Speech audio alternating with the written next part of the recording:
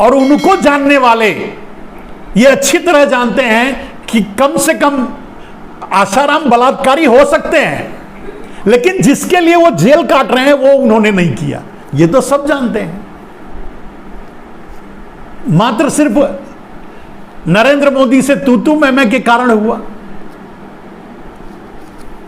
ये है, ये हुआ है। और आज भी लड़ाई, जैसे आप देखिए अब क्या हो रहा है, जांच नहीं होने देंगे, जेपीसी की जांच नहीं होने देंगे अडानी की बात ही नहीं है यहां।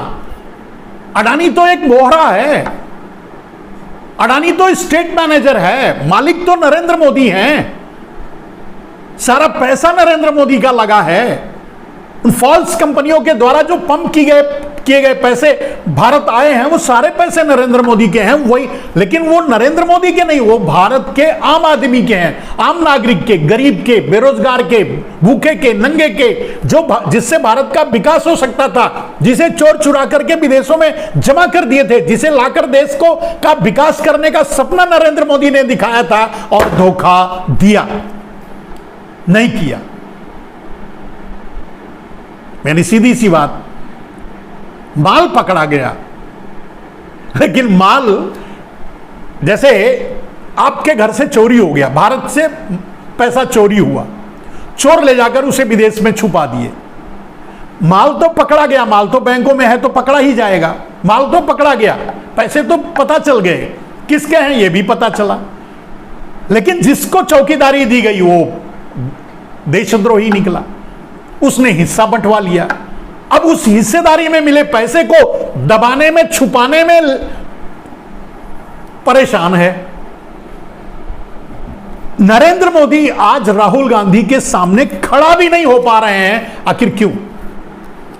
अगर नरेंद्र मोदी ईमानदारी से राजनीति किए होते, काले धन को राष्ट्रीय संपत्ति घोषित किए होते, देश का ईमानदारी से विकास किए होते, तो मैं नहीं जानता कि किसी भी राजनीतिक पार्टी का उदय भी हो पाता। लेकिन नरेंद्र मोदी की नीयत, बदनीयती ने फिर से यह दौर ला दिया कि देश इस बात पर मजबूर हो गया है कि उसे अब बदलाव की जरूरत है। आज नरेंद्र मोदी मुंह छुपाते फिर रहे हैं, संसद से भागते फिर रहे हैं, संसद में अपने गुर्गों को इशारा कर दिया है कि संसद चलने ही मत दो, क्योंकि अडानी की जांच ना हो। यह बात अडानी के जांच की नहीं है, यह बात नरेंद्र मोदी की जांच ना हो,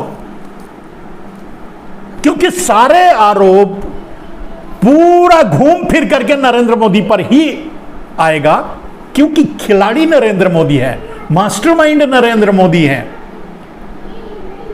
अब यह बात आम आदमी को कैसे समझ में आए? यह बात वो 30-80 करोड़ लोग जो 5 किलो अनाज के लिए लाइन में खड़े हैं, उनको कौन समझाए? यह बात बाकी के 60 करोड़ लोग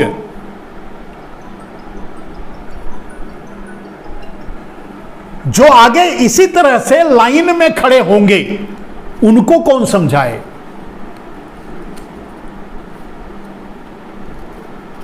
अभी 80 करोड़ लोग लाइन में खड़े हैं, बेरोजगारी की लाइन में। सुगु अटेंड द कॉल। बेरोजगारी की लाइन में खड़े हैं, 5 किलो अनाज के लिए हाथ में कटोरा नरेंद्र मोदी ने थमा दिया, आगे चल करके 140 करोड़ हो जाएगा।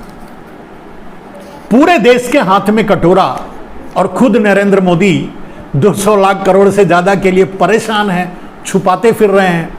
असल में चोर का यही हाल होता है।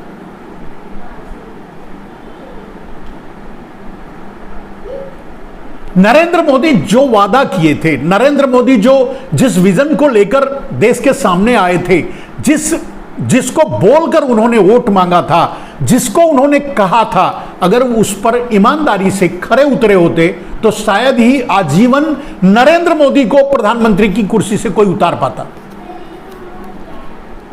लेकिन पैसा एक ऐसी चीज ही है ये हमेशा आदमी को पतन के रास्ते पर डाल देती है। तो नरेंद्र मोदी का सब कुछ अपना नरेंद्र मोदी ने दांव पर लगा दिया है इस समय, मात्र उस काले धन के लिए। यानी फिर से मैं वहीं आ गया कि काले धन से शुरू हुआ खेल आज भी काले धन पर ही अटका हुआ है। अब नरेंद्र मोदी करें तो क्या क्या करें, कैसे बताएं कि मैंने हिस्सेदारी ले ली, मैं वहां पैसा रखा हूं, उस पैसे को ला रहा हूं, भारत में ही ला रहा हूं। हमारी नीयत थोड़ी खराब हो गई थी, हम सिर्फ ये चाहने लगे थे कि सिर्फ वो हमारे गुजराती भाइयों को वो पैसे मिलें और पूरे देश की ऑर्गेनाइजेशन, पूरा देश का इंस्टीट्यूशन, पूरे देश का इंफ्रास्ट्रक्चर, पूरे देश का कोल और खनिज, सब कुछ का मालिक हमारा अडानी भाई हो या कुछ हमारे गुजराती भाई हो। इतनी बदनीयती तो ठीक नहीं है ना। और ऐसा भी करते अगर अडानी दूसरे नंबर के, क्या 10वें नंबर के अमीर बनते तो भी कोई फर्क नहीं पड़ता, दूसरे भी बन जाते, पहले नंबर भी बन जाते तो कोई फर्क नहीं पड़ता। लेकिन जो चुरा कर रखा गया था, जो काला धन था, वो आम आदमी तक नरेंद्र मोदी अगर पहुंचने दिए होते तो दोनों सेटिस्फाई होते। नरेंद्र मोदी ने की बदनीयती ये थी कि एक पैसा भी आम आदमी को ना मिले, आम आदमी को निचोड़ दो, आम आदमी को मरोड़ दो, आम आदमी के हाथ में 5 किलो मुफ्त अनाज का कटोरा थमा दो। आगे चलकर के 140 करोड़ आदमियों के हाथों में 5 किलो मुफ्त अनाज का कटोरा थमा दो। 100, 200, 500, 1000, 2000 लाख हमारे गुजराती भाई हैं, उनको सिर्फ सारे धन उनको समर्पित कर दो, पूरा देश उनके कंट्रोल में कर दो, पूरे देश का इंफ्रास्ट्रक्चर हमारे अडानी भाई को चाहिए, यानी नरेंद्र मोदी को चाहिए।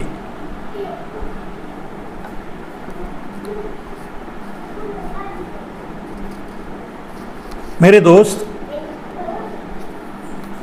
नरेंद्र मोदी ने जो पाप किया है उसकी कीमत तो उन्हें चुकानी पड़ेगी। वो चाहे जितने लोगों को चाहे परेशान कर लें, लेकिन अब उसकी कीमत उन्हें चुकानी पड़ेगी। एक आपने देखा अभी जम्मू कश्मीर में गुजराती भाई, एक क्या है, किरण भाई पटेल, वो अपने आप को प्रधानमंत्री से भी ऊपर साबित करके और Z+ सुरक्षा लेकर के घूम रहा था। आपको लगता है कि ये पॉसिबल है? उसने ठगी की है? मुझे नहीं लगता। और अब आज से ही आपको समझ में आ जाएगा, उसके ऊपर कोई सेडिशन का केस नहीं हुआ है, उसके ऊपर कोई देशद्रोह का केस नहीं लगाया गया है। क्यों? उसको बचाना कौन चाहता है? None other than Narendra Modi. वो नरेंद्र मोदी का, डेफिनेटली वो नरेंद्र मोदी का ही आदमी है। अगर है, क्योंकि नरेंद्र मोदी गुजराती हैं तो वो नरेंद्र मोदी का ही आदमी होगा, वो भी भाई है। अब उसको बचाया जाएगा, वो किसी मिशन पर भेजा गया होगा, वो किसी मिशन पर लगाया गया रहा होगा। 2019 जीतने के लिए पुलवामा हुआ था तो किसी और पुलवामा की तैयारी हो रही होगी जिसके लिए किरण भाई पटेल को भेजा गया रहा होगा, इसीलिए उसको बचाया भी जा रहा है।